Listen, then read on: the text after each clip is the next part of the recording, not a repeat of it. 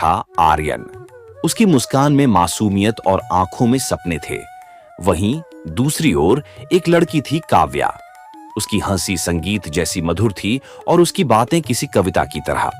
दोनों का मिलना एक पुस्तकालय में हुआ। धीरे धीरे उनकी मुलाकातें बढ़ीं और दोनों एक दूसरे के बिना अधूरे लगने लगे। आर्यन और काव्या का प्यार ऐसा था जैसे आसमान में उड़ते दो पंछी। उन्होंने एक दूसरे से शादी करने का सपना देखा था, लेकिन काव्या का परिवार बेहद सख्त था, खासकर उसके पिता राजेश चौहान।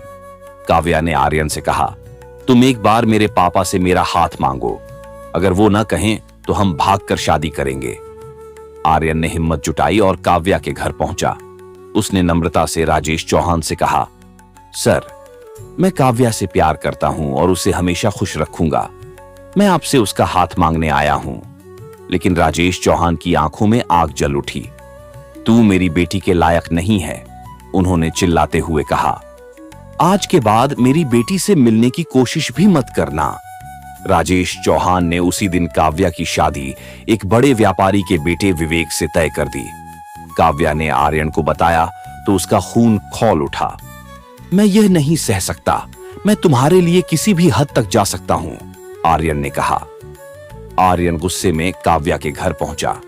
उसने राजेश चौहान से लड़ाई की और काव्या से कहा, चलो यहां से भाग चलते हैं। लेकिन काव्या ने डर और दबाव में कहा, आर्यन, तुम पागल हो गए हो, मैं अब यह सब नहीं कर सकती। काव्या के परिवार ने पुलिस बुला ली।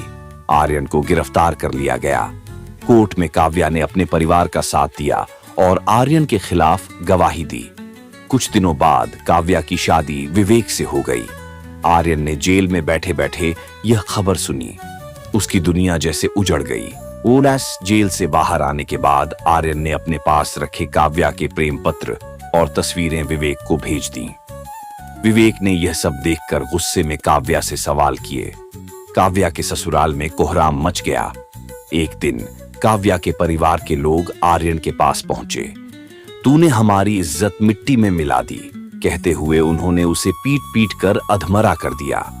आर्यन अकेला अपने कमरे में बैठा अपने टूटे सपनों को देखता रहा। उसकी आंखों से आंसू बह रहे थे।